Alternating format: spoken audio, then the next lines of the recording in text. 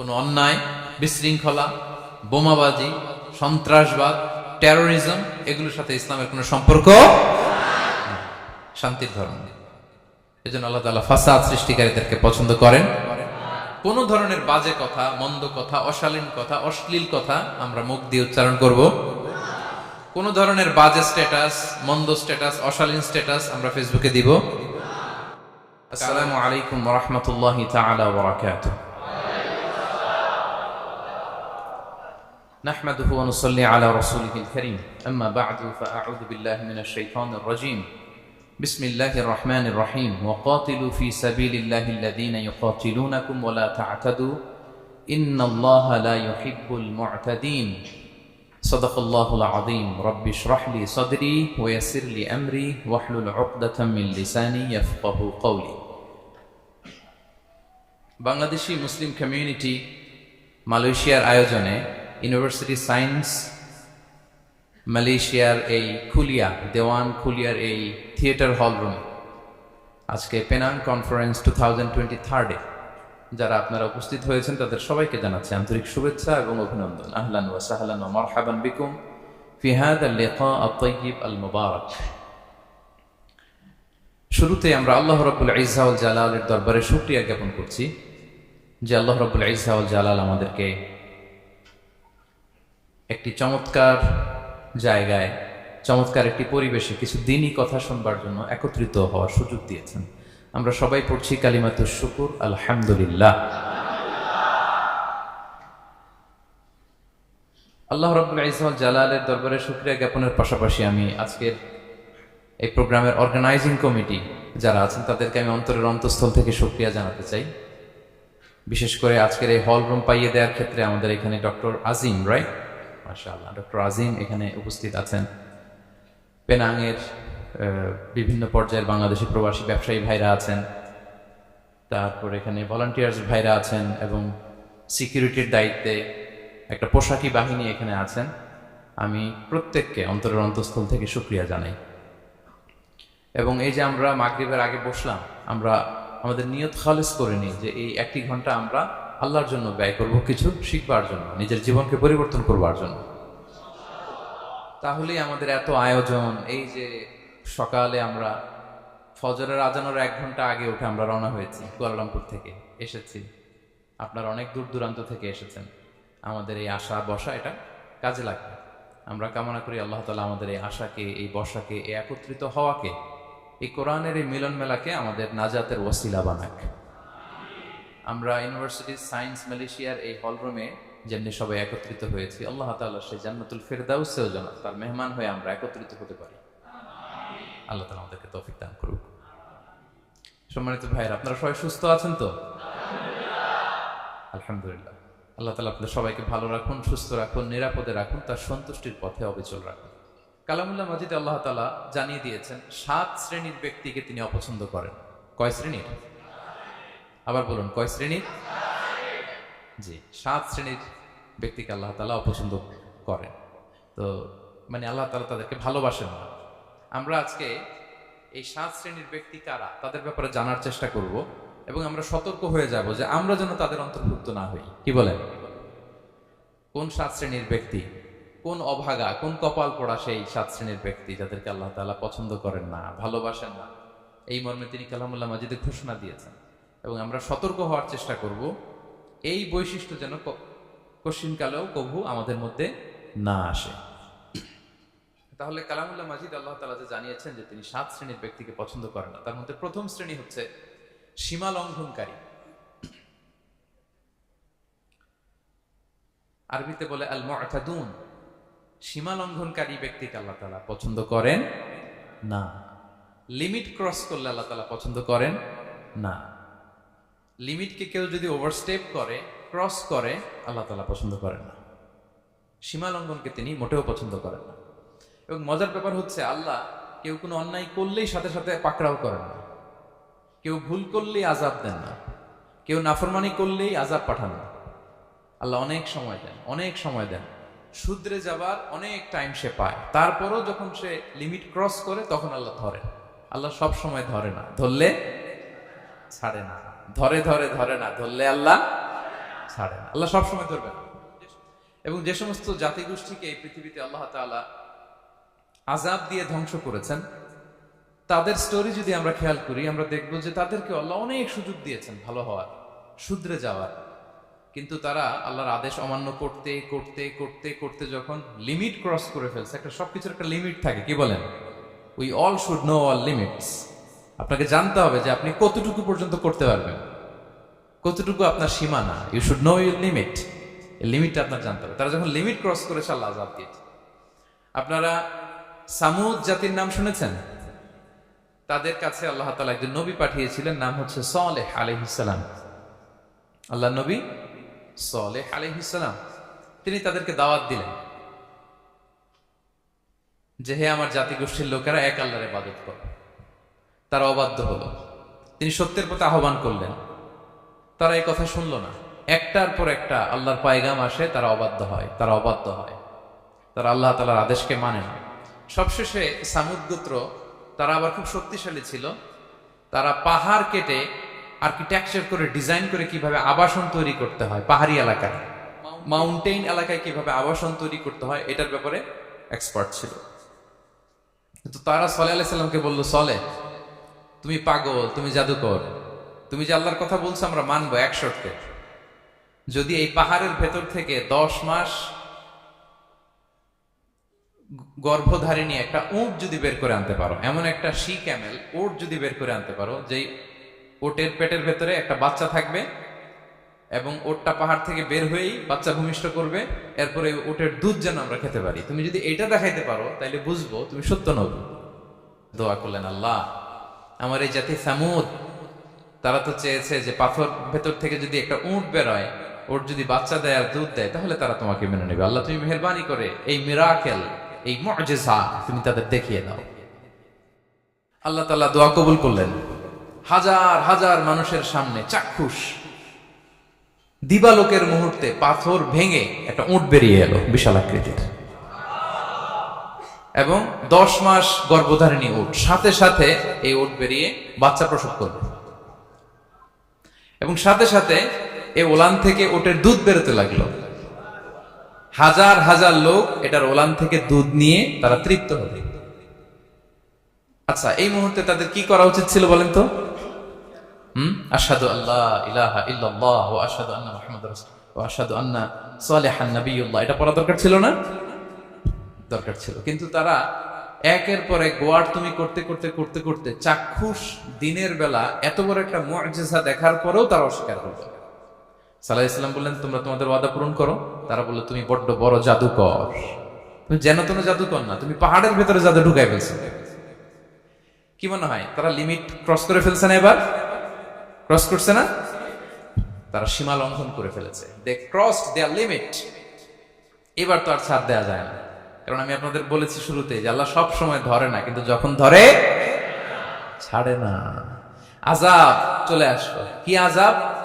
Earthquake, রাজফা, পুরো ভূখণ্ড কেঁপে উঠলো। কেঁপে ওঠার সাথে সাথে সব মাটিতে পড়ে গেল। 2 নাম্বার আসলো সাউন্ড ওয়েভ, শব্দ নিনাদ, প্রচন্ড শব্দ তরঙ্গ। জিবরাইল আলাইহিস সালাম ওই এলাকার উপরে এসে এমন জোরে এক চিৎকার মারলেন, ওই চিৎকারে সামুদ গোত্রের প্রতিটি লোক কানের পর্দা ফেটে মুহূর্তের মধ্যে লাশ হয়ে জমিনে পড়ে রইল। Because they cross their limit. তারা তাদের লিমিট ক্রস করেছে। আর যারা লিমিট ক্রস করে, যারা সীমা লঙ্ঘন করে, তাদেরকে আল্লাহ তাআলা পছন্দ করেন না। আপনারা লূত আলাইহিস সালামের নাম শুনেছেন? উনি আল্লাহর একজন নবী ছিলেন। ওনাকে আল্লাহ তাআলা জর্ডান, বর্তমানে যে জর্ডান দেশ আছে সেখানে পাঠিয়েছিলেন। একটা কমিউনিটি ছিল সাদুম কমিউনিটি। ওই সাদুম কমিউনিটিতে তিনি এসেছিলেন। তিনিও দাওয়াত দিলেন, ইয়া কওমি ইবুদুল্লাহ মা লাকুম মিন ইলাহিন গায়রু, হে আমার কওমের লোকেরা, আল্লাহর ইবাদত করো, আল্লাহকে মেনে নাও।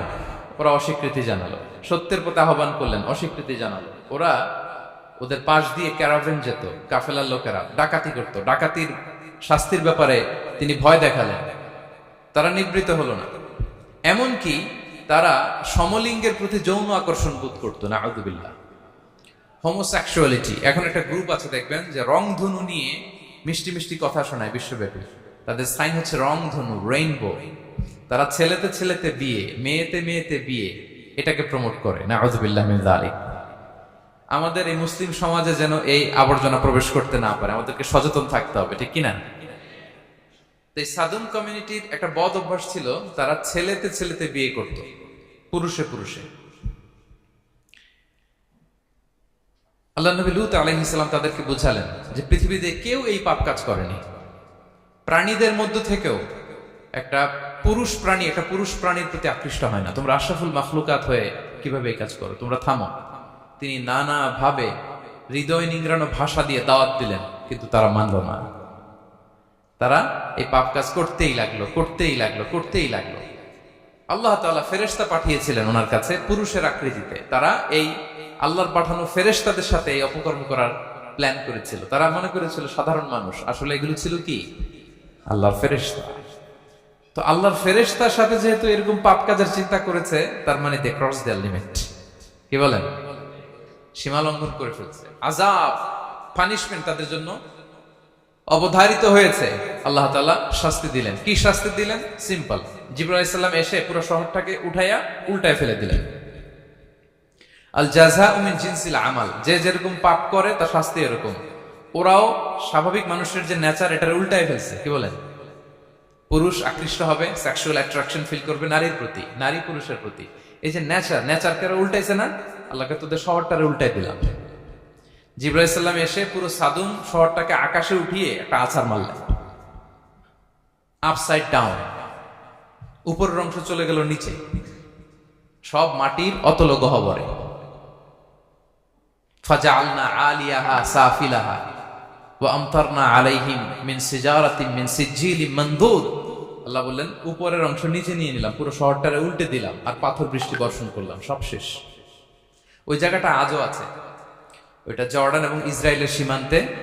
এটাকে এখন বলে মৃত সাগর, আল বাহরুল মাইয়িত আরবিতে, ইংরেজিতে বলে ডেড সি। কি সি?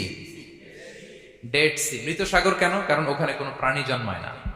ওই সাগরে কোনো মাছ নাই, কোনো ব্যাঙ নাই, এমনকি কোনো শ্যাওলাও নাই। গজবের জায়গা। লবণের ডেন্সিটি অ্যাটলিস্ট 10 times more than the natural sea. সাধারণ সাগরের পানিতেই তো কত লবণ, আমরা মুখে নিলে রাখতে পারি এত লবণ। ওইটার চেয়ে কমপক্ষে 10 গুণ বেশি লবণাক্ত। গজবের জায়গা, আযাবের জায়গা। এবং আযাব কেন এসেছে? They cross their limit. তারা সীমা লঙ্ঘন করেছে। আর ইন্নাল্লাহা লা ইউহিব্বুল মুআতাদিন, আল্লাহ তাআলা সীমা লঙ্ঘনকারীকে পছন্দ করেন না। আরেকজন নবীর কথা বলে এই পয়েন্টটা শেষ করি। মুসা আলাইহিস সালাম, ফেরাউনের হেদায়েতের জন্য আল্লাহ তাআলা মুসা আলাইহিস সালামকে পাঠিয়েছিলেন। তিনি নানাভাবে তার ভাইকে নিয়ে দাওয়াত দিতে লাগলেন, কিন্তু ফেরাউন এই কথা মানে না। ফেরাউন বলে তুমি যে নবী, প্রমাণ কি? মুসা আলাইহিস সালাম বলেন দেখো এই যে আমার হাতে লাঠি। উনি এমন নবী ছিলেন, উনি লাঠি মাটিতে রেখে দিলে ওটা মুহূর্তে সাপ হয়ে যেত। তো মাটিতে তিনি লাঠি রাখলেন, এটা মুহূর্তে সাপ হয়ে গেল, যে এই যে আমি নবী। মানে না, বললেন আরো কিছু দেখো। তো মুসা আলাইহিস সালাম বগলের এখান থেকে হাত উঁচু করলে নূরের ঝলকানি হাতের মধ্যে দেখা যেত। উনি নূরের ঝলকানি দেখালেন, এরপরও মানে না। এরকম একটার পর একটা আল্লাহ নবী মুসা আলাইহিস সালাম মুআজিজা দেখাতে লাগলেন, কিন্তু ফেরাউন মানে না। শুধু মানে না এতটুকুই না, সবশেষে আল্লাহ নবী মুসা আলাইহিস সালামকে অ্যাসাসিনেশন, হত্যার পরিকল্পনা করলো তারা, যে বনি ইসরাইল, মুসা এবং মুসার অনুসারী যারা আছে দুনিয়া থেকে সরাই দিতে হবে। ধরো মুসারে, ধরো মুসার অনুসারীদের ধরো। ধাওয়া পাল্টা ধাওয়া শুরু হইল। আল্লাহ নবী মুসা আলাইহিস সালাম বনি ইসরাইলকে নিয়ে বাঁচার জন্য ছুটলেন। ছুটতে ছুটতে সামনে লোহিত সাগর। দেখেন, একে তো আল্লাহর বিধান মানে নাই, এরপরে একটার পর একটা মুআজিজা আসলো, সেটাও মানে নাই। এখন নবীরে হত্যার জন্য ছুটছে। কি মনে হয় সীমা লঙ্ঘন হয়েছে? একটু হয়েছে না অনেক? আল্লাহু আকবার। আল্লাহ বলেন ফাআগরাকনাল আখারিন, আমি মুসা এবং বনি ইসরাইলকে বাঁচাই দিলাম, ফেরাউন সহ তার দলবলকে সাগরে ডুবায় মারলাম। শুধু ডুবাই মারে নাই, আল্লাহ বলে ফাল ইয়াউমা নুনাজ্জিকা বিবাদানিকা লিতাকুনা লিমান খালফাকা আয়া। ফেরাউনকে লোহিত সাগরে তো ডুবিয়েছেই। আল্লাহ বলেন ফেরাউন, তোর অনুসারী যারা পৃথিবীতে থাকবে, তোর চালা চামুন্ডা যারা থাকবে, তোর খালাতো ভাই চাচাতো ভাই যারা দুনিয়াতে বেঁচে থাকবে, তাদের জন্য তোর লাশটারে আমি শুটকি বানিয়ে রাখলাম। Up to the day of judgment, কিয়ামত পর্যন্ত ফেরাউনের লাশটা মিশরের জাতীয় জাদুঘরে ড্রাই বডি হিসেবে আছে, আমি নিজে দেখে এসেছি নিজ চোখে। মমিফাইং করে ছুটকি বানায় রাখছে। এভাবে পৃথিবীতে যতগুলো জাতিগোষ্ঠীকে আল্লাহ তাআলা আযাব দিয়ে ধ্বংস করেছে, তার কারণ হচ্ছে সীমা লঙ্ঘন। তার কারণ কি? প্রিয় ভাইরা, আমরা যেন আমাদের লাইফস্টাইলের দিকে একটু খেয়াল করি যে এই সীমা লঙ্ঘনের কাতারে আমরা চলে আসলাম কিনা, আমরা চলে আসলাম কিনা আমাদেরকে খেয়াল রাখতে হবে।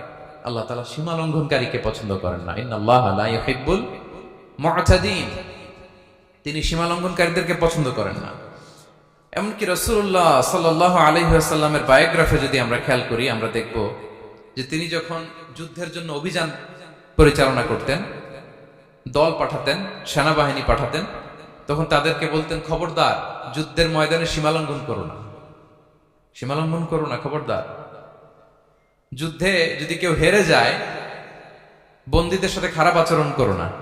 ওরা হেরে গেছে বন্দী, আপনি চাইলে তার কান কেটে দিতে পারবেন, নাক কেটে দিতে পারবেন, আকৃতি বিকৃতি করতে পারবেন না। বিষ্ণু ইসলাম বলেন, খবরদার সীমা লঙ্ঘন করো না। যেখানে যুদ্ধে গিয়েছো ওই এলাকার শিশুদেরকে মেরো না, ওই এলাকার নারীদেরকে মেরো না, ওই এলাকার পাদ্রীদের গায়ে হাত তোলো না। সন্ন্যাসীতে যারা ইবাদত করে ওদের তো দোষ নাই, সিভিলিয়ান নাগরিক, তাদের গায়ে হাত তোলো না, খবরদার। গবাদি পশুর গায়ে হাত তুলবে না, এগ্রিকালচারাল প্রোডাক্ট জ্বালিয়ে দিও না। সুবহানাল্লাহি বিহামদি, কি রহমতের নবী ছিলেন। সীমা লঙ্ঘন যেন না করে বিষ্ণু ইসলাম অভিযান প্রেরণের আগে তিনি স্পষ্ট বলে দিতেন, খবরদার কেউ সীমা লঙ্ঘন করবে না। যারা তোমাদের বিরুদ্ধে অস্ত্র তুলেনি তাদের বিরুদ্ধে অস্ত্র তোলা যাবে না, কারণ ইন্নাল্লাহা লা ইউহিব্বুল মুআতাদিন, আল্লাহ তাআলা সীমা লঙ্ঘনকে পছন্দ করেন না। প্রিয় ভাইরা, তাহলে যে 7 শ্রেণীর ব্যক্তিকে আল্লাহ তাআলা পছন্দ করেন না, তার প্রথমটা আমরা জেনে গেলাম, তারা কারা?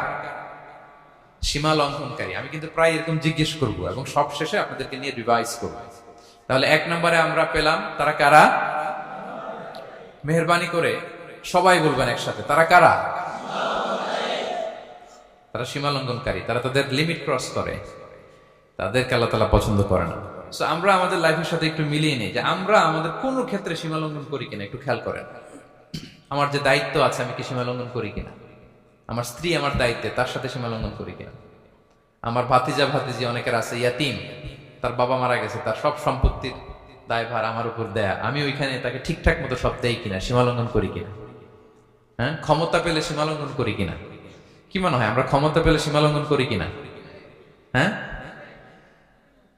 করে করে হ্যাঁ, মানে যেইখানে ডাক্তারের কাছে যেয়ে বলে, ডাক্তার সাহেব আমার এইখানে ফোড়া, সারা দেহের যেই কোনো জায়গায় ধরতে পারেন, এইখানে ধরেন না, তো এইখানে না ধরলে ভালো হবে? ফোড়া যেখানে, ট্রিটমেন্ট তো ওইখানে দিতে হবে, কি বলেন? রোগ যেখানে ওষুধও। সীমা লঙ্ঘন, দায়িত্ব পেলে আমরা সীমা লঙ্ঘন করি। এমনকি আমরা যারা ইবাদত করি, অনেকে ইবাদতেও সীমা লঙ্ঘন করি। ইবাদতেও না, ভারসাম্য থাকতে হবে, পরিমিতি বোধ থাকতে হবে।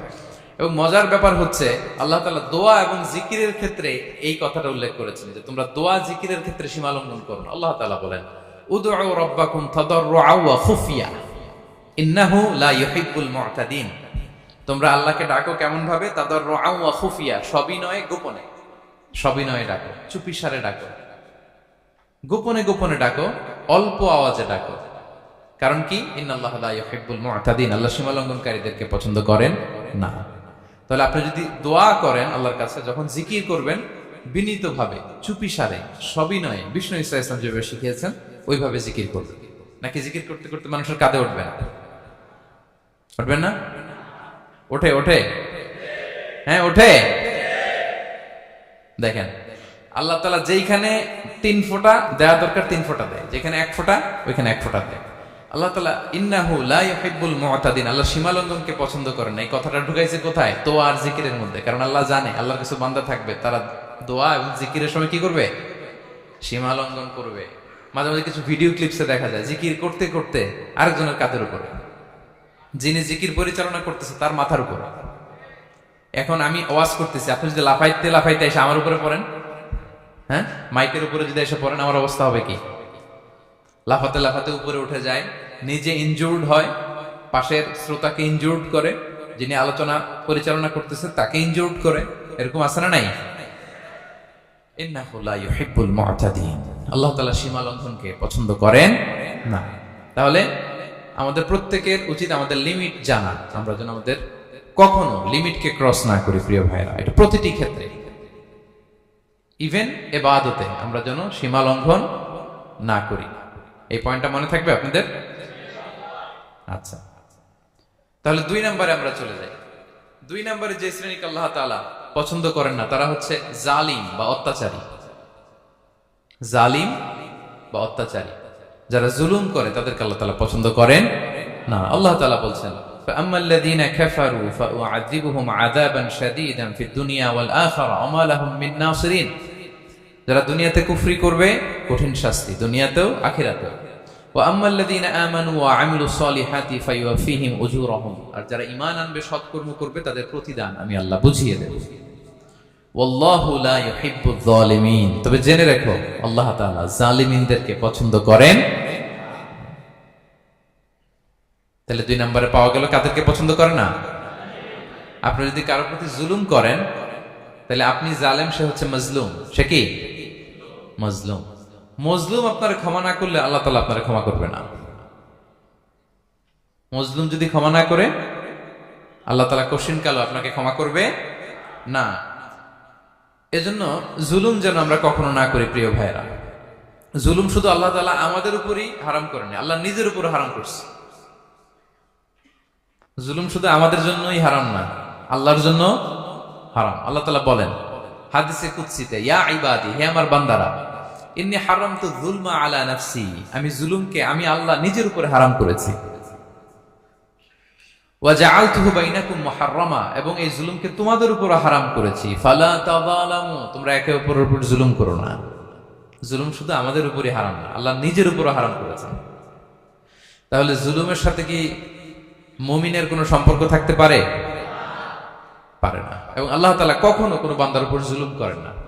ওয়া আন্নাল্লাহা লাইসা বিযাল্লামিন লিল আবিদ, তিনি তার বান্দার উপর জুলুম করেন না। কোনোভাবেই যেন জুলুম না হয়ে যায়, এজন্য আল্লাহ তাআলা কিয়ামতের দিন মাওয়াজিনাল কিসত, ন্যায়ের মানদণ্ড তিনি প্রতিষ্ঠা করবেন, যাতে একটু ভুল না হয়ে যায়, জুলুম না হয়ে যায়। আমরা মাঝে মাঝে যে দোকান থেকে বস্তায় বস্তায় চাল নিয়ে আসি না, চাল দেখা যাবে যে 1 মণ চাল হয়তো সামান্য একটু কমও হইতে পারে, সামান্য একটু বেশি হইতে পারে, এরকম হয় না? দেখবেন যে দিছে 10 কেজি, বাসায় এসে দেখবেন যে 10 কেজির চেয়ে একটু বেশি, একটু সামান্য বেশি কয়েক গ্রাম, অথবা 10 কেজির চেয়ে সামান্য কয়েক গ্রাম কম, এরকম হয়ে যায় না? মানুষ তো আমরা, কি বলেন? কিন্তু আল্লাহর নিক্তি পাল্লায়, মিজানের পাল্লায় এরকম হবে নাকি? হবে? হবে? আল্লাহ বলে না, মাওয়াজিনাল কিসত, ন্যায়ের মানদণ্ড সেটা। ফামাইয়া আমাল মিসকালা যাররাতিন খায়রান ইয়ারা, যাররা পরিমাণ ভালো করেছো তো সেটাও ওজন দেয়া যায় ওই পাল্লায়। সুবহানাল্লাহ পড়বেন না?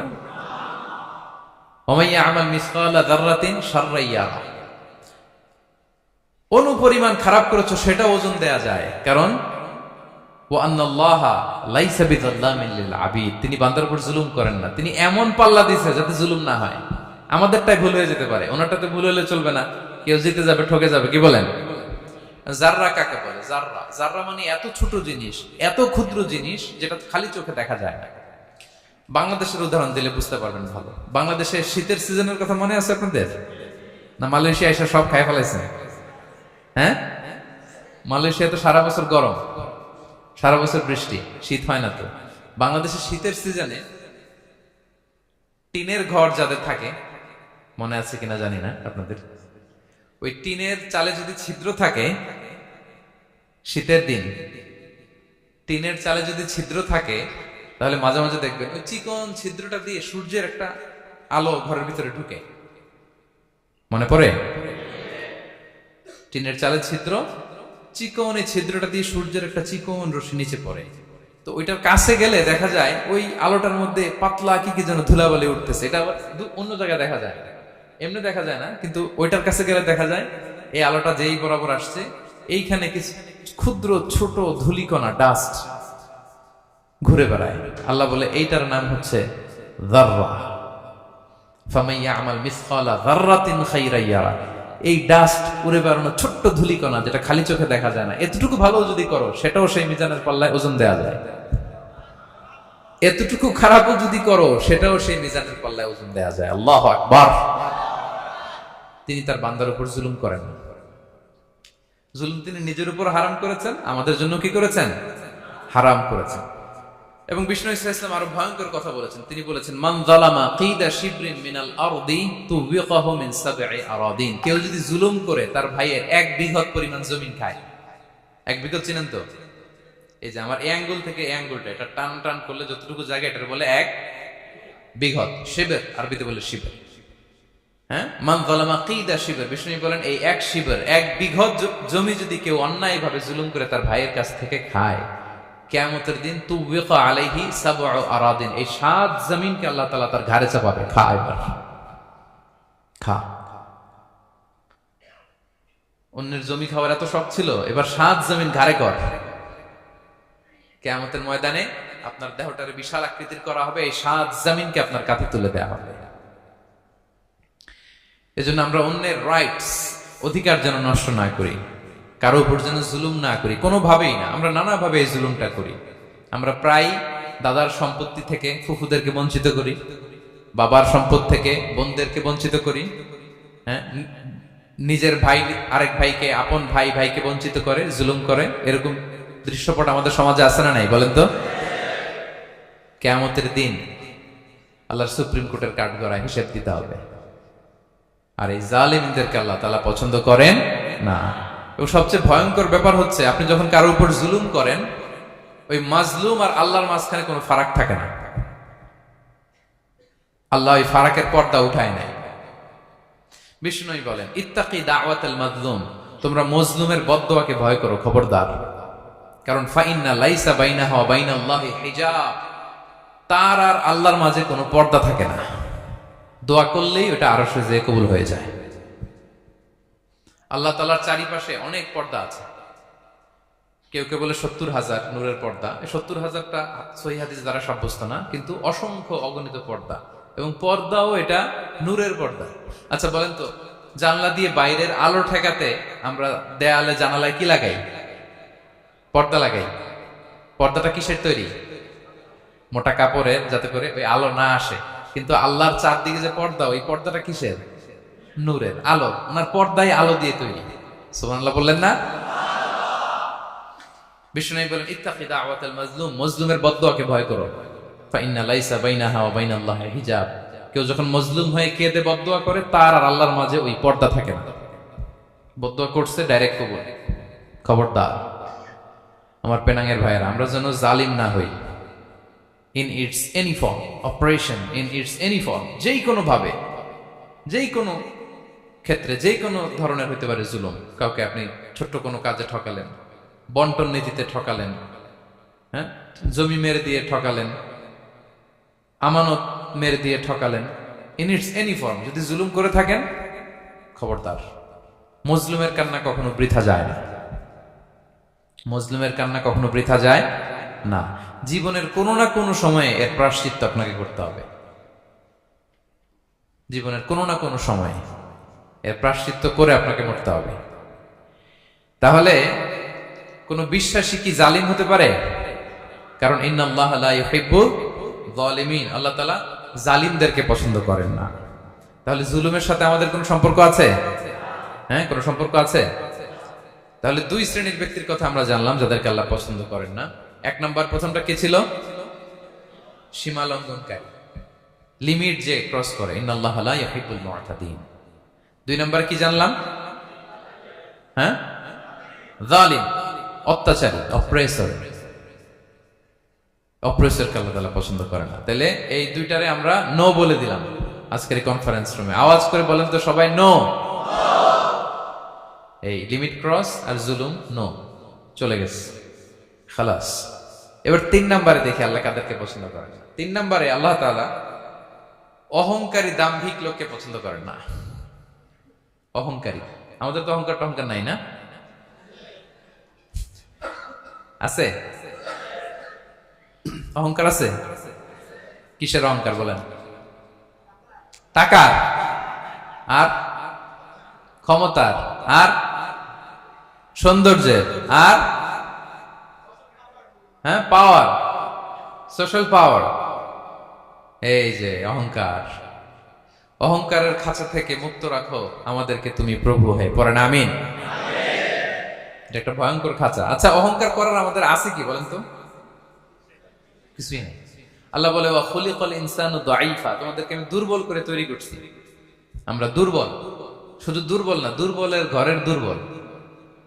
আমার বাপ ছিল দুর্বল, আমার দাদা ছিল দুর্বল, আমরা 14 গোষ্ঠী কি? হাল আতা আলাল ইনসানি হিনুম মিনাদ দাহরি লাম ইয়াকুন শাইআম মাযকুরা। আল্লাহ বলেন একটা সময় ছিল উল্লেখ করার মতো তোমার কিছুই ছিল না। আজকে তো এত লম্বা চড়া মানুষ, আমরা কিছুই ছিলাম না। আমার বর্তমানে বয়স চলে 36, 37। তা আজ থেকে 37 বছর আগে আমি কি ছিলাম? আমার অস্তিত্বই ছিল না, আমার কোনো নাম ছিল না, আমার কোনো গ্রাম ছিল না, আমার কোনো অ্যাড্রেস ছিল না, আমার কোনো পরিচিত ছিল না। আজ থেকে আরো 37 বছর পরে একটু খেয়াল করেন তো, এখন তো 37, আরো 37 ধরেন বাঁচলাম, এরপরে আমি দুনিয়া, দুনিয়া থাকবে কিন্তু আমি নাই। আজকে কার জন্য আটকে আছে দুনিয়ার কাজ বলেন তো? আপনার দাদার জন্য, আপনার নানার জন্য? তো আপনাকে লাগে কেন? আপনাকে লাগে? লাগে না তো আমাকে। আমি দুনিয়া, একদিন কিছুই ছিলাম না। আল্লাহ বলেন হাল আতা আলাল ইনসানি হিনুম মিনাদ দাহরি লাম ইয়াকুন শাইআম মাযকুরা। তুমি কিছু ছিলা, একটা সময় কিছুই ছিল না, উল্লেখ করার মতো তুমি কিছুই ছিল না। অস্তিত্বহীনের জগৎ থেকে তোমাকে আমি অস্তিত্ব আনলাম। তোমার বাবার পৃষ্ঠদেশ থেকে তোমার মায়ের গর্ভাশয়ে আমি তোমাকে ফেললাম। সেখানে আমি আল্লাহ তোমাকে একটু একটু করে তিলে তিলে বড় করলাম। 9 মাস 10 মাস পরে মায়ের পেট থেকে দুনিয়াতে তুমি আসলে। দেখেন তো দুনিয়া আসার পরে আমাদের অবস্থাটা কি? কাপড় নাই, চোপড় নাই, এভাবে চলে আসছি।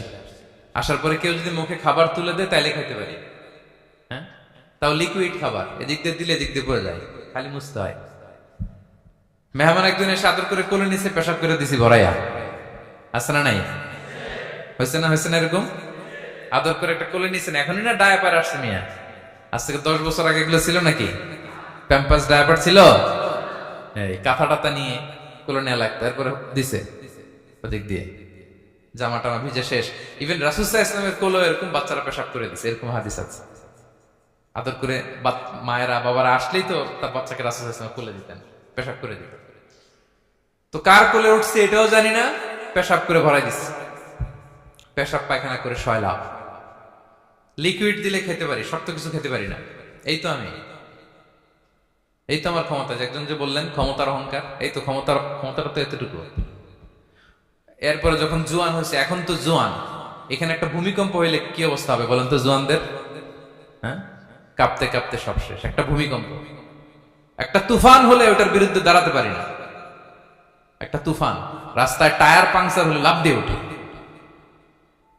ক্ষমতা আমার, আমার নাকি ক্ষমতার অহংকার? কি দুর্বল আমরা, হ্যাঁ? কুকুর আমাদেরকে কামড় দিলে আমরা কুকুরের কামড়ও দিতে পারি না, ঠিক কিনা?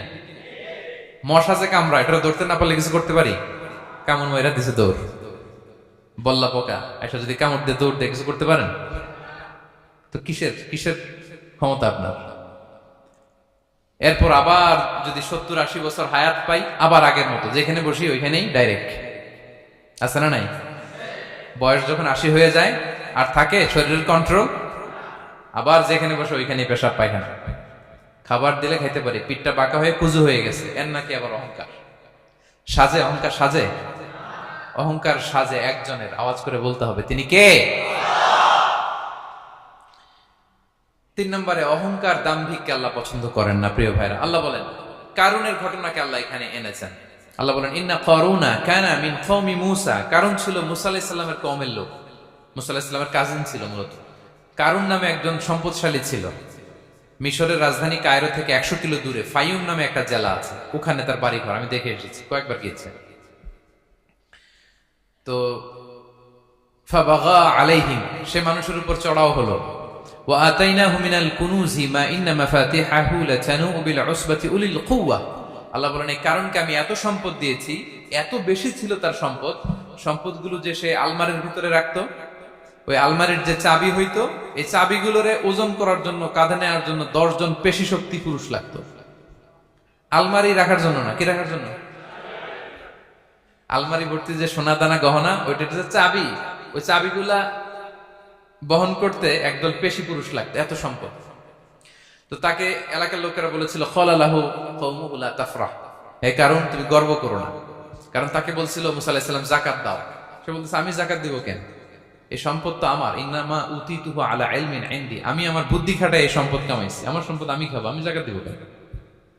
আল্লাহ বলেন ইন্নাল্লাহা লা ইউহিব্বুল ফারিহিন, কারণ তুমি অহংকার করলে আমি আল্লাহ অহংকারকে বরদাস্ত করি না, অহংকারীদেরকে আমি আল্লাহ পছন্দ করি না।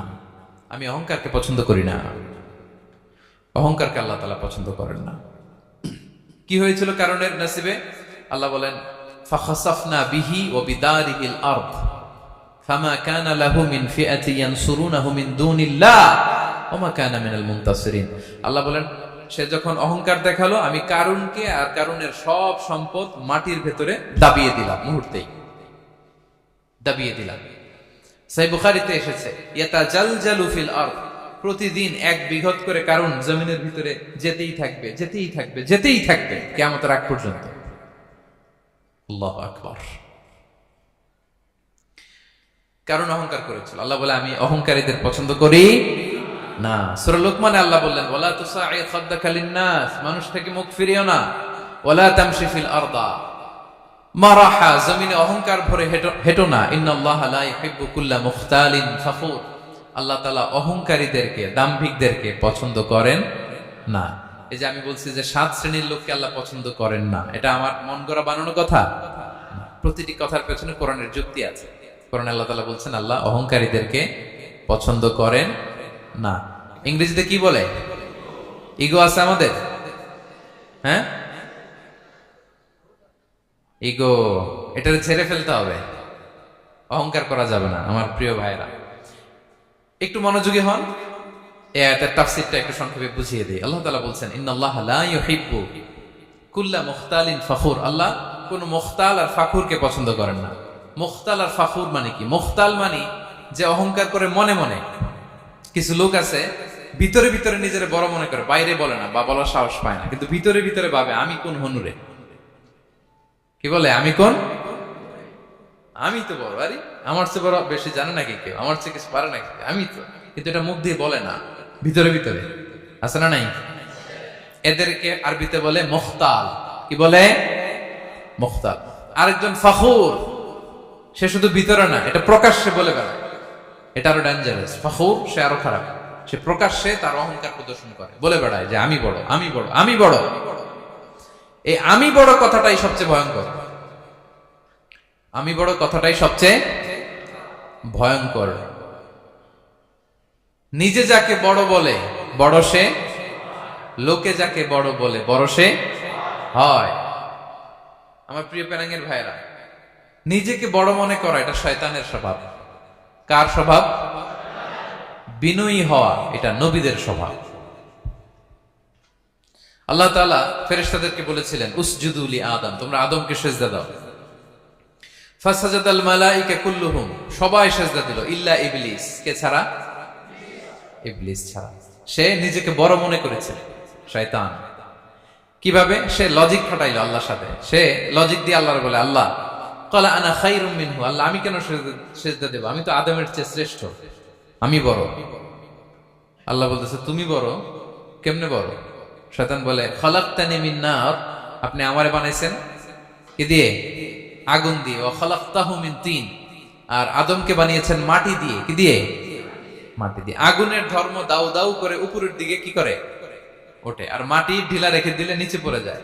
তো সে যুক্তি দিয়ে বলতেছে আল্লাহ ঊর্ধ্বগামী কোন জিনিস তো নিম্নগামী কোন জিনিসের কাছে মাথা নোয়াতে পারে? যুক্তি, মনে রাখবেন যুক্তি সব জায়গায় খাটে। আপনার অফিসের যে বস, মালয়েশিয়ান ভাষায় বসরে কি বলেন আপনারা? ওকে, তোকে, এই আপনার তোকে সামনে যে আপনি লজিক খাটাইলে হবে? বস যেটা বলে ওইটাই ফাইনাল। তো আল্লাহ তাআলা আদেশ করেছিলেন সেজদা করার, সে সেজদা করলেই ভালো করতো, কিন্তু সে যুক্তি দিল আল্লাহ আমি শ্রেষ্ঠ, তাকে বানাইছেন মাটি দিয়ে, আমারে বানাইছেন আগুন দিয়ে, আমি কেন মাথা নত, আমি বড়। আমি বড় বলার সাথে সাথে দৃশ্যপট পাল্টাই গেল। আল্লাহ বলে বের হ, ফাখরুজ, বের হ, তুমি অভিশপ্ত, তুমি লানত প্রাপ্ত, তোমার স্থান হবে জাহান্নাম। তুমি নিজেকে বড় মনে করেছো, তাইলে বড় মনে করা এটা শয়তানের স্বভাব। কার স্বভাব? তা আমরা নিজেকে বড় মনে করব কখনো? আরো জোরে বলেন, করব? বিষ্ণু ইসা ইসলাম নিজে নিজে ছোট থাকতে চাইতেন। তিনি দোয়ায় বলতেন, আল্লাহুম্মা জাআলনি ফি আইনি সাগীরা ওয়া ফি আ'য়ুনিন নাসি কাবীরা। আল্লাহ, আমার চোখে আপনি আমারে ছোট বানান, আল্লাহ মানুষের চোখে আপনি আমারে বড় বানান। বিশ্বনবী নিজের চোখে নিজে ছোট থাকতেন, কিন্তু গোটা বিশ্বের মানুষের চোখে বড় হয়েছেন না? কত বড়! রাফা'না লাকা যিকরাক। আল্লাহ বলে, আমি যেখানে অতটুকু পর্যন্ত উঠাইছি আপনারে। কোন নবীর নিচে উপরে? কথা বলেন, কোন নবীকে শেষ পর্যন্ত উঠাইছে? সুবহানাল্লাহ। নবী হে, আমি যদ্দূর আপনার উঠাইছে অদ্দূর, ওই পর্যন্ত নিয়ে গেছে সাক্ষাতের জন্য। সুবহানাল্লাহ। প্রত্যেক নামাজে বিশ্বনবীর উপর দুরূদ আছে না নাই? কিয়ামত পর্যন্ত বিশ্বনবীর প্রতি ভালোবাসা আমাদের পক্ষ থেকে আছে না নাই? আছে। আল্লাহ তাআলা ওনাকে বড় করেছেন। এজন্য নিজের চোখে আমরা নিজের ছোট থাকবো। আপনি যদি বড় হন, এটা মানুষ বলবে। কে বলবে? নাকি আপনিই বলবেন? বলা যাবে না। এবং বিষ্ণু ইসলাম কিছু টেকনিক আমাদের শিখিয়েছেন, কিছু টেকনিক আমাদের জানিয়েছেন। এই কাজ করলে তোমরা অহংকার থেকে মুক্ত থাকতে পারবে। এর মধ্যে একটা হচ্ছে আগে আগে সালাম দেওয়া। তিনি বলেন, আল বাদিউ বিসসালামি বারিউম মিনাল কিবর, যে আগে আগে সালাম দেয় তার হৃদয় থেকে আল্লাহ অহংকার তুলে নেয়। আগে সালাম দেয়, পারবেন? ফোন করলেই আগে কি বলবেন? বাসায় ঢুকেই আগে কি বলবেন? স্ত্রীকে আগে সালাম দিবেন, বন্ধুকে আগে সালাম দিবেন, বাসার কাজের লোকটাকে আগে সালাম দিবেন, আপনার ড্রাইভারকে আগে সালাম দিবেন, বাসার দারোয়ানটারে আগে সালাম দিবেন। ফকির একটা আসলে আপনি সালাম দিয়ে ফেলবেন। পারবেন? হৃদয় থেকে অহংকার ফেলে দিবে কে? আগে আগে আমরা সালাম দিব। এবং তার চেয়ে ভয়ঙ্কর কথা হচ্ছে, বিষ্ণু ইসলাম বলেন যে লা ইয়াদখুলুল জান্নাতা মান কানা ফি কলবিহি মিসকালু হাববাতি খারদাল মিন কিবর, যার হৃদয়ে সরিষার দানা পরিমাণ অহংকার থাকে, ওই ব্যক্তি কশিনকালেও আল্লাহর জান্নাতে প্রবেশ করার সুযোগ পাবে না। কশিনকালেও পাবে না। এর কারণ অহংকার আল্লাহর চাদর। অহংকার কার চাদর? আল কিবরিয়া রিদাই ওয়াল আযামাতু ইজারি। আল্লাহ বলে, অহংকার আমার চাদর, বড়ত্ব আমার লুঙ্গি। যে এগুলো ধরে টান দেয় তার আমি জাহান্নামে নিক্ষেপ করব। ফালা উবালি, ফালা উবালি, আই ডোন্ট কেয়ার। আমি ওদিকে কেয়ার করি না, আমি তারে জাহান্নামে ফেলব। সো অহংকার আমাদের সাজে না। আমি শুরুতেই তো বললাম, আমাদের লাইফ সার্কেলটা একটু দেখাইলাম না, যে ছিলাম কই অস্তিত্বহীন থেকে দয়া করে মায়া করে তিনি আমাকে অস্তিত্বে এনেছেন। কত ছোট্ট, কত ক্ষুদ্র, কত নগণ্য, কত দুর্বল ছিলাম আমরা। আবার যৌবনের একটা পিরিয়ড কাটিয়ে, যৌবনের সময় তো কতটা দুর্বলতা বললাম, আবার সে দুর্বল, মানে দুর্বল থেকে দুর্বল। এই হচ্ছে আমাদের লাইফ স্টোরি, লাইফ হিস্ট্রি। তাহলে অহংকার আমাদের সাজে। অহংকার তার সাজে যার কোনো ক্ষয় নাই, যার কোনো লয় নাই, যার কোনো অভাব নাই। হ্যাঁ, গোটা বিশ্ব তার মুখাপেক্ষী, তিনি কারো মুখাপেক্ষী না, ঠিক কিনা? গোটা বিশ্ব তার কাছে ঠেকা, তিনি কারো কাছে ঠেকা না, ঠিক কিনা? গোটা বিশ্ব তাদের সার্ভাইভালের জন্য তার প্রতি মুখ থুবড়ে পড়ে থাকে, তিনি কারোর জন্য বসে থাকা লাগে। অহংকার সাজে তার। আর এই আল্লাহর অহংকারের চাদর ধরে যে টান দেয়, আল্লাহ বলে, ওরা আমি জাহান্নামে ফেলবো, আর তাদেরকে আমি পছন্দ করি না। আল্লাহ তাআলা অহংকারীদেরকে পছন্দ করেন না।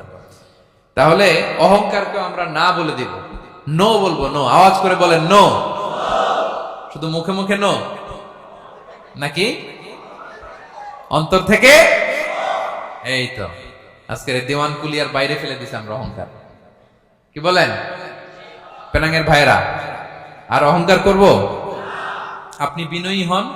মান তাওয়াদা তারাফা। বিষ্ণু বলেন, যে নিচু হয় আল্লাহ ওর টাইনা উঁচু করে। আপনি বিনয়ী হবেন, আল্লাহ তার উঁচু করবে। আর আপনি উঠতে চাবেন, এক থাপ্পড় মেরে জমিনে আল্লাহ মিশাই দিবে।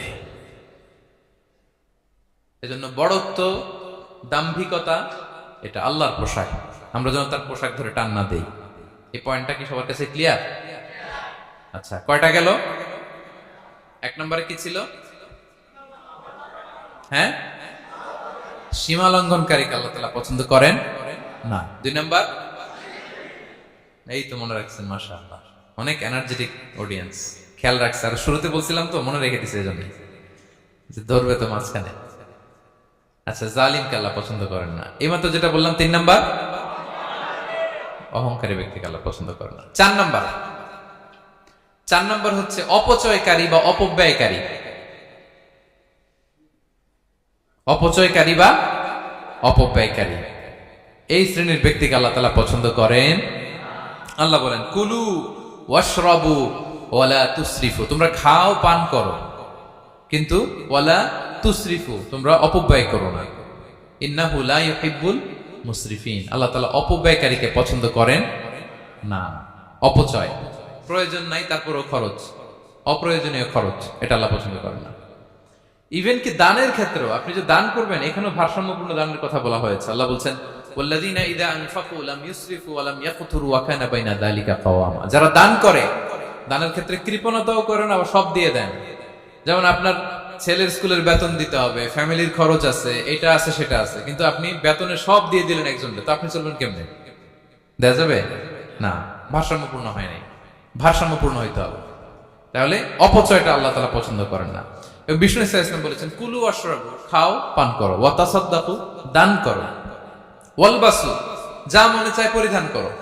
ভালো পোশাক পরিধান করে আপনি আল্লাহ শুকর করবেন, কোনো অসুবিধা নেই, কিন্তু শর্ত হচ্ছে মা লাম ইউখালিতুহু ইসরাফ, এটার মধ্যে কোন ধরনের অপচয় অপব্যয় থাকতে পারবে, আও মাখিলা, অথবা বড়ত্ব থাকতে পারবে না। তাহলে 4 নম্বরে আমরা জানলাম যে অপচয়কারীকে আল্লাহ তাআলা পছন্দ করেন না। শুধু এখানেই শেষ না, আল্লাহ তাআলা অপচয়কারীকে শয়তানের ভাইয়ের সাথে তুলনা করেছেন। কার ভাই? আল্লাহ বলেন, ওয়ালা তুবাযযির তাবযীরা, তোমরা অপচয় করো না, কারণ ইন্নাল মুবাযযিরিনা কানু ইখওয়ানাশ শায়াতিন, অপচয়কারী কার ভাই? ওয়া কানা শাইতানু লিরাব্বিহি কাফুরা, শয়তান তার প্রভুর ব্যাপারে অকৃতজ্ঞ। তাহলে আমরা জানলাম অপচয়কারী কার ভাই? আচ্ছা বলেন তো, বুঝে শুনে উত্তর দিন, যিনি শয়তানের ভাই, উনি নিজেও একটা কি? বলে ফেলছেন আপনারাই, আমি আর কি বলবো। যারা আল্লাহ শয়তানের ভাই বানাইছে, ও নিজেও একটা কি? তাহলে এটা যেন আমরা না করি। আমরা যেন পরিমিতি বোধ যেন আমাদের ব্যয়ের ভেতরে থাকে। এই আয়াতগুলোতে আমরা দুইটা শব্দ পাই, একটা ইসরাফ আর একটা তাবযীর। ইন্নাল্লাহা লা ইউহিব্বুল মুসরিফিন, আর এক জায়গায় ওয়ালা তুবাযযির তাবযীরা। দুটোই হারাম পেনাঙ্গের ভাইরা। পার্থক্যটা কি? পার্থক্য হচ্ছে, ইসরাফ মানে হচ্ছে বৈধ বা হালাল কোনো ক্ষেত্রে প্রয়োজনাতিরিক্ত ব্যয় করা।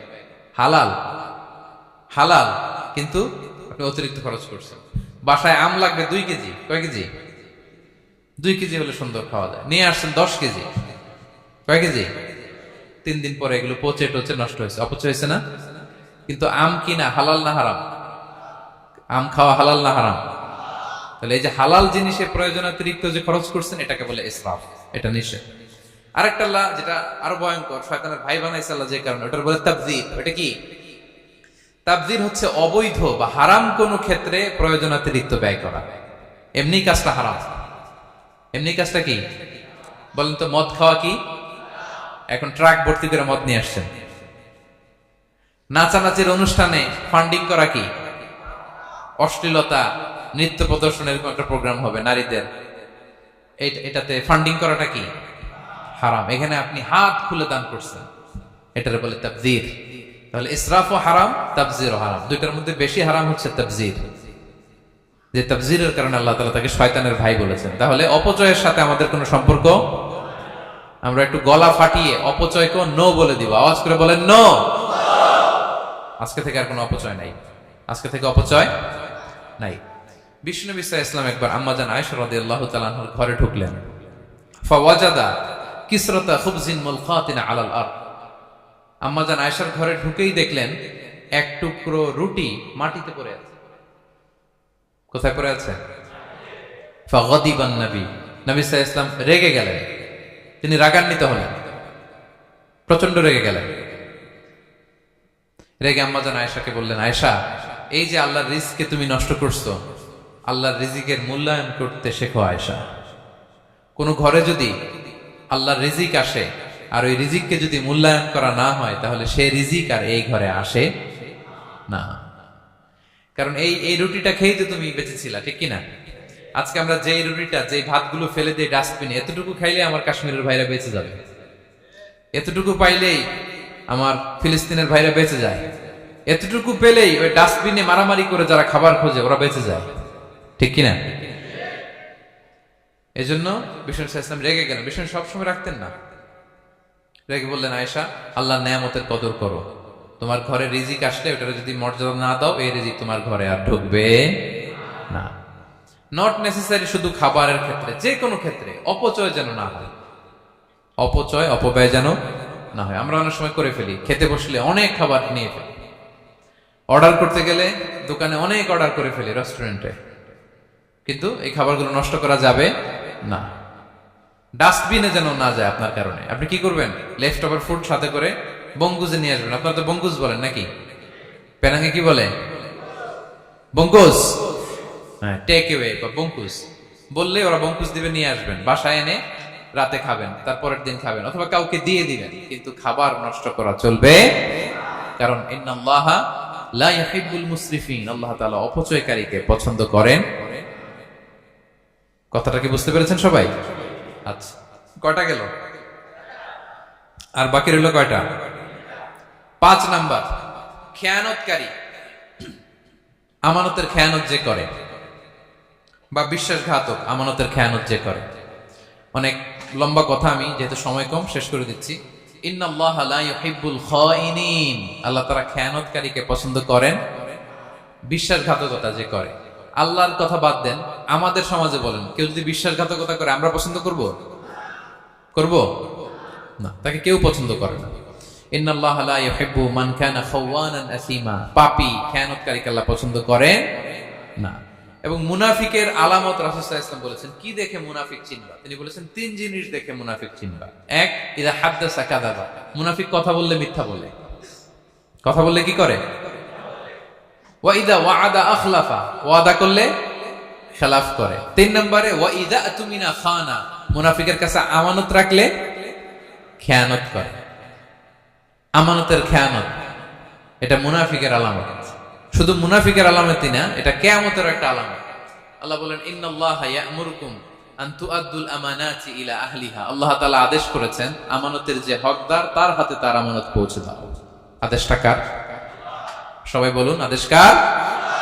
আল্লাহ। আমানতের খেয়ানত এটা মুনাফিকের আলামত এবং কিয়ামতের আলামত। এক বেদুইন এসে রাসূল সাল্লাল্লাহু আলাইহি ওয়াসাল্লামকে বলল, ইয়া রাসূলুল্লাহ, মাতা সাআ, কিয়ামত কবে হবে? কি কবে হবে? কিয়ামত কবে হবে? রাসূল সাল্লাল্লাহু আলাইহি ওয়াসাল্লাম বললেন, ইযা দুইয়াতিল আমানাতু ফান্তাযিরিস সাআ, যখন আমানতের খেয়ানত শুরু হবে সমাজে, তখনই কিয়ামত হবে। সে বলল, ইয়া রাসূলুল্লাহ, কাইফা ইদাআতুহা, আমানতের খেয়ানত আবার কেমনে হয়? সহজ সরল মানুষ, আমানতের খেয়ানত হয় কেমনে? বিষ্ণু বললেন, ইযা উসিদাল আমরু ইলা গায়রি আহলিহি ফান্তাযিরিস সাআ, যে লোক যেই কাজের যোগ্য নয় তাকে যখন সেই কাজে বসিয়ে দেয়া হবে, তখনই কিয়ামত হয়ে যাবে। এখন এটা আছে না নাই সমাজে? বলেন। হ্যাঁ, যে যেই কাজের যোগ্য না সেই কাজ সে পায় না। সবাই বলেন তো, যে যেই চেয়ারে বসার যোগ্যতা রাখে না, ওই চেয়ারে সে বসে কি বসে না? নেতা হওয়ার যোগ্যতা নাই, নেতা হয়ে গেছে। পদের যোগ্যতা নাই, পদ পেয়ে গেছে। চাকরির যোগ্যতা নাই, ওই যে উপর থেকে ফোন আসছে, ফোনের ঠেলায় চাকরি হয়ে গেছে। দেশেরও 12টা বেজে গেছে। এইভাবেই আমানতের খেয়ানত হয়। প্রিয় ভাইরা, আমানত ব্যাপারটা অনেক বড়। অনেকে মনে করে, আপনারা কি বোরিং হয়ে যাচ্ছেন? আর অল্প, আর ম্যাক্সিমাম 10 মিনিটস। প্রিয় ভাইরা, আমানত এই ব্যাপারটা অনেক বড়। অনেকে মনে করে, একজন আমার কাছে একটা মোবাইল রেখে গেছে, বলছে, ভাই এই মোবাইলটা আগামী সপ্তাহে এসে নিয়ে যাবে। তো অনেকে মনে এইটাই শুধু আমানত। অনেকে ভাবে, বা 10,000 রিঙ্গিট রেখে বলল 3 দিন পরে এসে আমি টাকাটা তোমার কাছ থেকে নিব।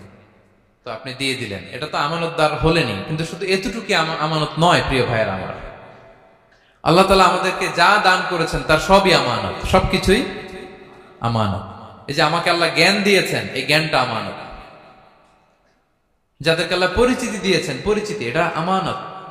আমার অর্থ, আমার সন্তান, আমার ক্ষমতা, আল্লাহর দেয়া প্রতিটি নিয়ামতই আমানত। এবং এই আমানতের ব্যাপারে আল্লাহ তাআলা জিজ্ঞেস করবেন। আপনি একটা প্রতিষ্ঠানের প্রধান, এই প্রতিষ্ঠান আপনার কাছে আমানত। আপনি মসজিদের সভাপতি, এই মসজিদ আপনার কাছে আমানত। আপনি চেয়ারম্যান, এই ইউনিয়ন পরিষদটা আপনার কাছে আমানত। কি বলেন? আপনি MP, member of the parliament, এই নির্বাচনী এলাকাটা আপনার কাছে আমানত। আপনি রাষ্ট্রপ্রধান, পুরো রাষ্ট্রের প্রতিটি ইঞ্চি আপনার কাছে কি? এই আমানতের খেয়ানত যখন হবে, বিষ্ণু বললেন তখনই কিয়ামতের অপেক্ষা করো, ফান্তাযির সাআ, কিয়ামত হয়ে যাবে। তাহলে খেয়ানতকারীকে আল্লাহ তাআলা পছন্দ করেন না, আমানতের খেয়ানতকে পছন্দ করেন। আর আমানত এটা ব্যাপক বিষয়। আমার জ্ঞান, আমার ক্ষমতা, আমার পরিচিতি, আমার সন্তান, আমার স্ত্রী, সবকিছু আমানত। এবং এগুলোর ব্যাপারে আল্লাহ তাআলা আমাদেরকে জিজ্ঞেস করবেন। কয়টা গেল? তাহলে খেয়ানতকে আমরা নো বলে দিব। আওয়াজ করে বলেন নো। একটা সাথে আমাদের সম্পর্ক নেই। 6 নম্বরে হচ্ছে ফাসাদ সৃষ্টিকারী, বিশৃঙ্খলা সৃষ্টিকারী। সমাজে যারা বিশৃঙ্খলা সৃষ্টি করে তাদেরকে আল্লাহ পছন্দ করেন না।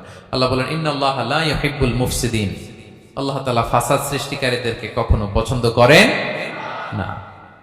সমাজে নানাভাবে, সামাজিকভাবে ফাসাদ, রাজনৈতিকভাবে ফাসাদ, অর্থনৈতিকভাবে ফাসাদ, এই যত ফাসাদ বিশৃঙ্খলা আছে এগুলোর হোতা যারা, তাদেরকে আল্লাহ পছন্দ করে না। নানাভাবে দেখবেন যে সমাজে অনেকে ফাসাদ সৃষ্টি করে। আমাদের বাংলাদেশে কিছুদিন আগে কাঁচামরিচের দাম বেড়ে গেছে না? কেমনে বাড়লো? নিশ্চয়ই কেউ সিন্ডিকেট করছে, নিশ্চয়ই কেউ মজুদদারি করছে, নিশ্চয়ই এখানে কেউ ফাসাদ তৈরি করছে, ঠিক কিনা? প্রতিটি সেক্টরে আপনি খুঁজে দেখবেন ফাসাদ, হ্যাঁ, মারামারি, বিশৃঙ্খলা, ফাসাদ। এই কিছুদিন আগে এক নির্বাচনের প্রার্থীকে ধরে পিটাইছে, সবাই দেখলাম আমরা, তাই না? এটা ফাসাদ হয়েছে না? বিশৃঙ্খলা হয়েছে না? এই আপনি যদি ধরে ধরে বলেন, পরিবারে, সমাজে, রাষ্ট্রে, অর্থনীতিতে, বাজারে, প্রতিটি জায়গায় ফাসাদ আছে না নাই? আল্লাহ তাআলা বলেন ইন্নাল্লাহা লা ইউহিব্বুল মুফসিদিন। এই ফাসাদ সৃষ্টিকারীকে আল্লাহ তাআলা পছন্দ করে না।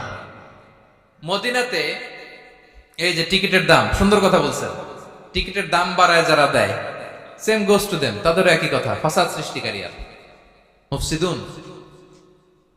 এই যে আমাদের হাজিদের এত টাকা লাগে কেন? 50,000 টাকার টিকিট হয়ে গেছে কয় লাখ? 2 লাখ, কয় 1 লাখ। হজে যারা গেছে 1,95,000 টাকা করে পড়ছে একজনের টিকিট। কিয়ামতের দিন আল্লাহর সুপ্রিম কোর্টের কাঠ করে তোমাকে দাঁড়াতে হবে, পাই টু পাই। সেদিন হিসেব নিয়ে আল্লাহ তাআলা ছাড়বেন, ঠিক কিনা? সেদিন হবে আসল খেলা।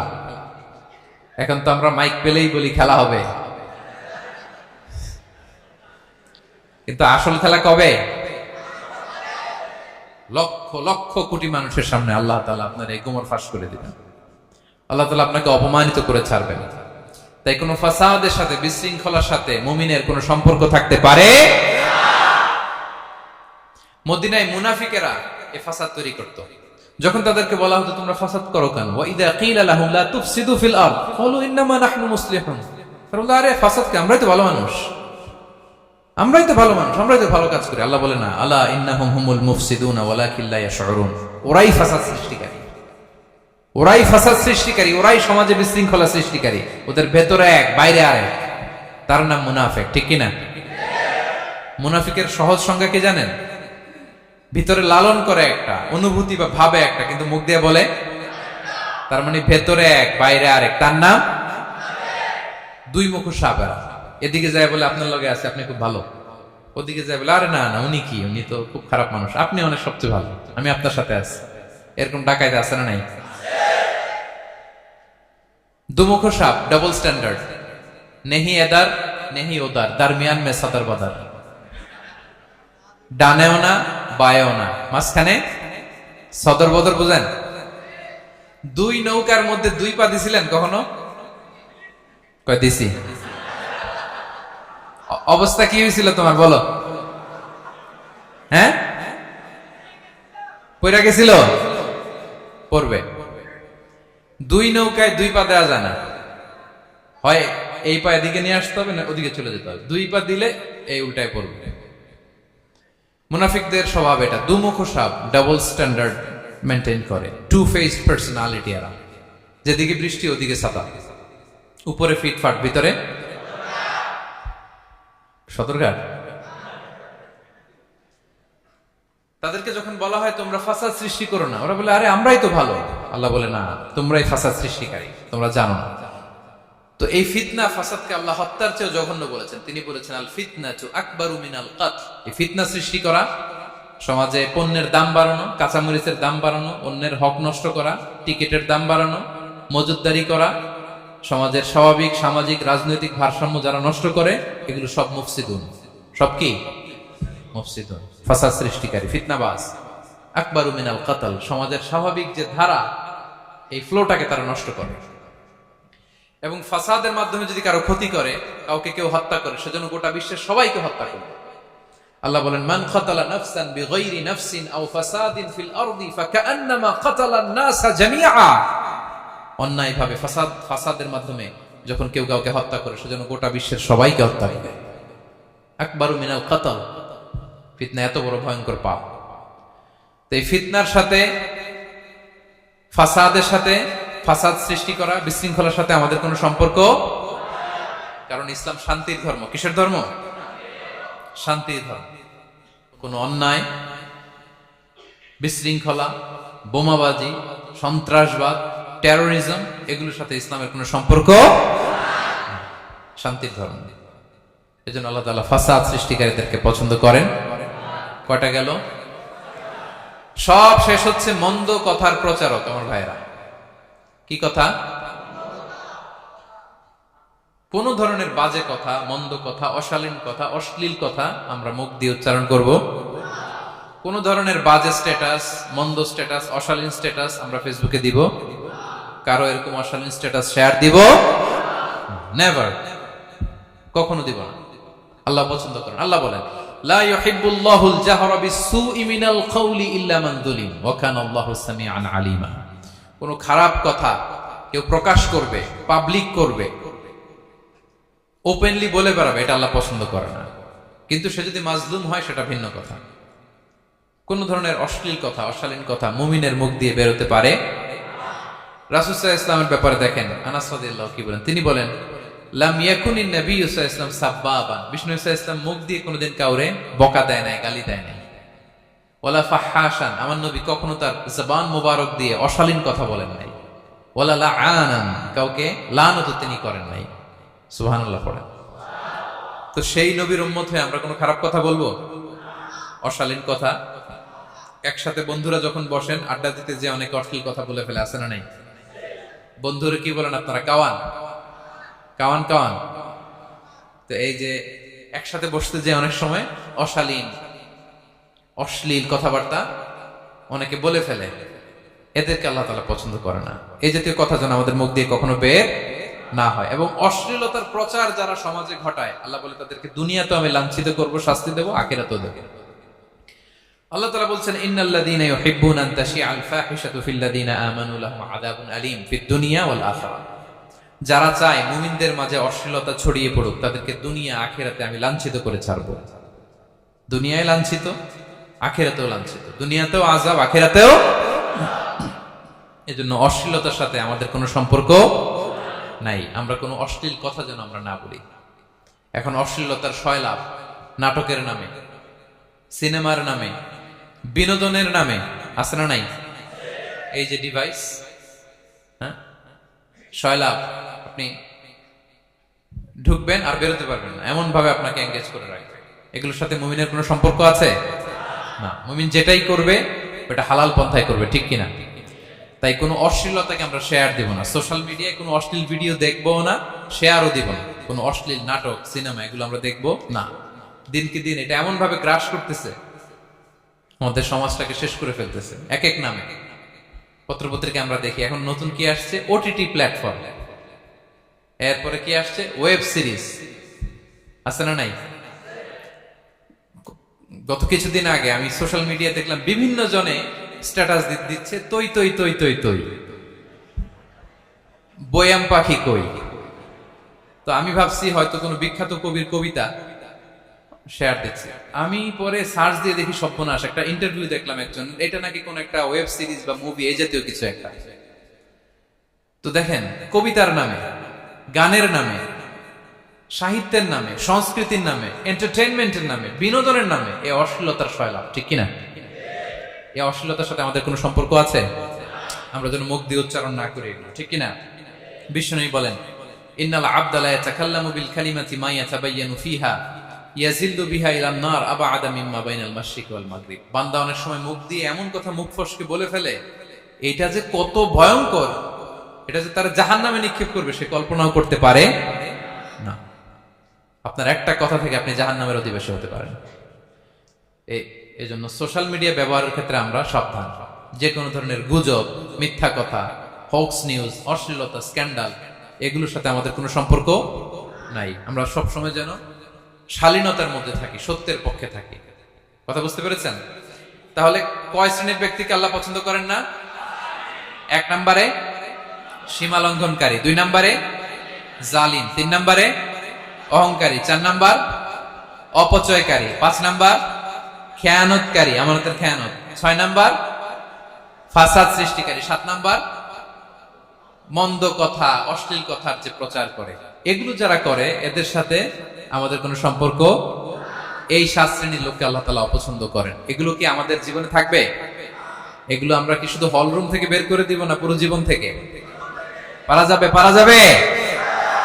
আওয়াজ করে পড়ুন ইনশাআল্লাহ। পেনাঙ্গের ভাইরা, আল্লাহ তাআলা আমাদের সবাইকে কথাগুলো বোঝার ও আমল করার তৌফিক দান করুন। এই আলোচনার জন্য আমাদের নাজাতের ওসিলা হয়। আমরা এখানে যেমনি বসলাম, আবারও যেন কোনো তাফসীরুল কোরআনের ময়দানে বসতে পারে, আল্লাহ তৌফিক দান করুন। হাযা মা ইনদি ওয়াল ইলমু ইনদাল্লাহ আলাইহি তাওয়াক্কালতু ওয়া ইলাইহি উনীব। ওয়াসসালামু আলাইকুম ওয়া রাহমাতুল্লাহি তাআলা।